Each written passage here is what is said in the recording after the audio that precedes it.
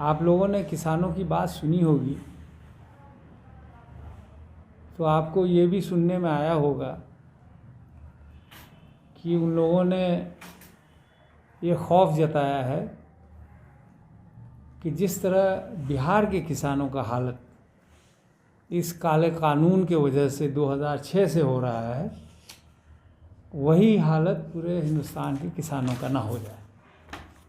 और इसीलिए वो बिहार का भी जिक्र कर रहे हैं। तो जहाँ बिहार की बात आती है तो हमारा फ़र्ज़ बनता है कि हम बिहार में किसान की जो बदहाली है उसके बारे में आपके माध्यम से ज़रूर बताना चाहेंगे। अभी धान का फसल किसानों का निकल चुका है। पिछले 1 माह से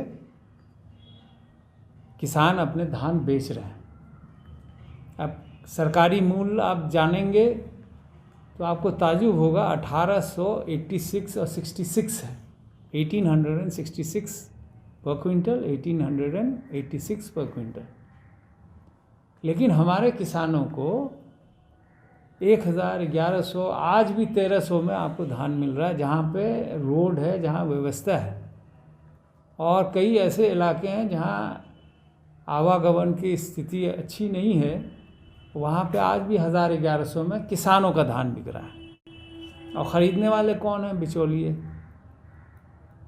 और यही नतीजा है। बिहार की बदहाली को देखते हुए बाकी हिंदुस्तान के किसानों को डर है कि वही बदहाली उनके किसानों का ना हो जाए। वो ये भी कहते हैं कि बिहार में जो 5 एकड़ ज़मीन का मालिक है, वो पंजाब, हरियाणा, यूपी और अन्य राज्यों में 2 एकड़ मालिक के किसान के यहाँ मजदूरी खटने जाते हैं।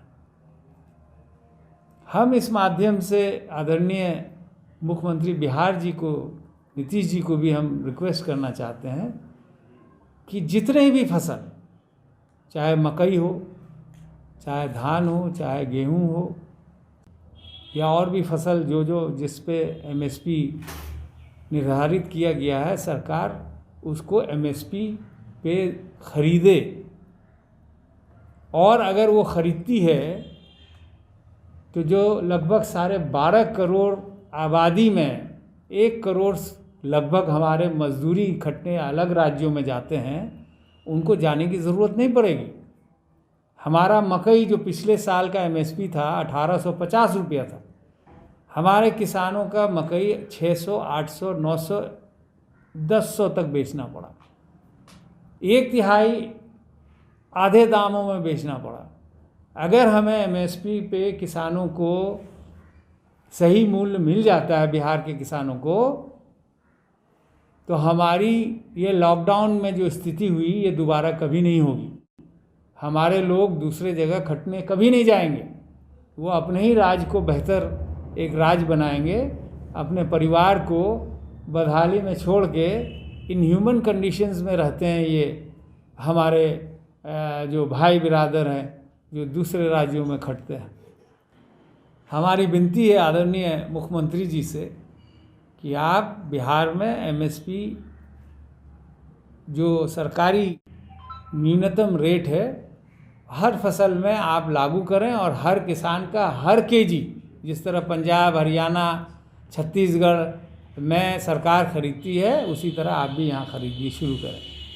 और मैं आप लोगों के माध्यम से अपील करना चाहता हूँ हम अपने आदरणीय प्रधानमंत्री जी से कि किसान की हक की बात आप मेहरबानी करके सुने, और जो उनके हक की बात है उसको आप सुन के उस पर फैसला करें। ये 3 कानून जो अनडेमोक्रेटिक तरीके से आपने पास करवाया, खास करके राज्यसभा में, ये नहीं चलेगा हिंदुस्तान में।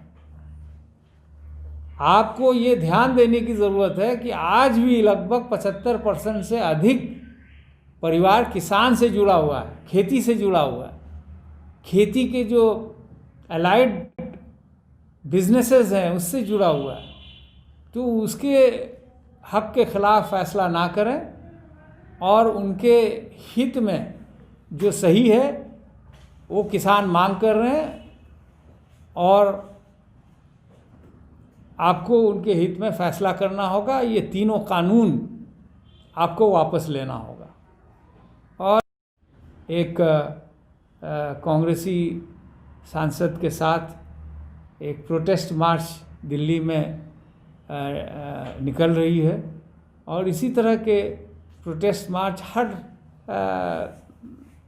समाज से निकल रही है, ताकि ये जो सरकार बैठी है, जो अपना कान और आंख बंद कर ली है, इसको सुनाई दे सके, और ये तीनों कानून जो काला कानून है इसको रद्द करते हुए जिस तरह पहले चलता था उस तरह चलाएं, और ये सभी राज्यों को ये कंपल्शन हो कि एमएसपी पे और सही वक्त में किसानों का हर केजी अनाज सरकार खरीदे और किसानों को सही वक्त में उसका मुआवजा मिले।